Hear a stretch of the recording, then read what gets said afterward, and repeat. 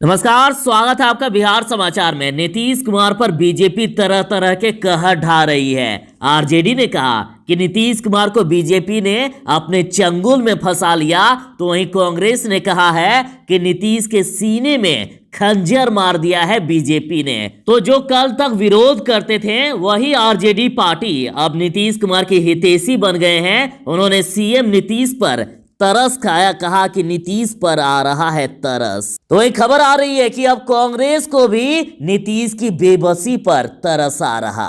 तो आगे खबरों पर बात करने से पहले आपसे अनुरोध है, कृपया वीडियो को एक लाइक अवश्य कर दीजिएगा। आपका लाइक करना ही हमारी मेहनत का फल होता है। तो देखिए, आरजेडी ने नीतीश कुमार को खुला ऑफर दिया है। कहा है कि तेजस्वी के नेतृत्व में बनाइए बिहार सरकार। आरजेडी का खुला ऑफर। अरुणाचल प्रदेश में जिस तरह से बीजेपी की तरफ से जदयू विधायकों पर सबसे बड़ी सर्जिकल स्ट्राइक की गई, इसके बाद सियासी पारा गर्म। आरजेडी के महुआ विधायक मुकेश रोशन ने बयान दिया है कि विधानसभा चुनाव के पहले बीजेपी ने लोजपा का इस्तेमाल कर नीतीश कुमार के पीठ में खंजर भोंका था, और अब विधानसभा चुनाव के बाद बीजेपी नीतीश कुमार को सामने से उनके सीने में खंजर मार रही है। और कहा कि ऐसे में नीतीश कुमार में अगर थोड़ी सी भी नैतिकता बाकी है तो नीतीश कुमार खुद को समझे और तेजस्वी यादव को बिहार का मुख्यमंत्री बना दे। उन्होंने कहा कि तेजस्वी यादव के नेतृत्व में नीतीश कुमार को सरकार बनाना चाहिए ताकि बिहार का भी भला हो सके। तो वहीं कांग्रेस नेता अधीर रंजन चौधरी ने कहा है कि प्रिय नीतीश कुमार जी, बीजेपी से सावधान रहिएगा। वो उत्तर पूर्वी क्षेत्र के कुख्यात जंगली जानवरों के शिकारियों की तरह अवैध रूप से शिकार करने में निपुण हैं और अत्यधिक कुशल हैं, कभी भी शिकार कर सकते हैं। और उन्होंने यहां तक कह दिया कि नीतीश कुमार जी, आपको यदि बिहार में बचना है तो बिहार में बचने के लिए विपक्षी पार्टियों से संपर्क में रहिएगा। कल दिन यदि कुछ ऐसा हुआ, बीजेपी ने फिर से धोखा दिया, तो यही विपक्षी पार्टी आपको बचाएगी। आपको बता दें कि जहां महागठबंधन को 110 सीटें प्राप्त हुई है, तो वहीं एनडीए की बात करें तो 125 सीटें प्राप्त की है, जबकि आरजेडी सबसे बड़ी पार्टी बनकर उभरी है 75 सीटें। यदि किसी तरह से नीतीश कुमार महागठबंधन में पुनः आ जाते हैं तो बीजेपी की सरकार गिर सकती है, एनडीए की सरकार गिर सकती है और फिर से महागठबंधन की सरकार बन सकती है।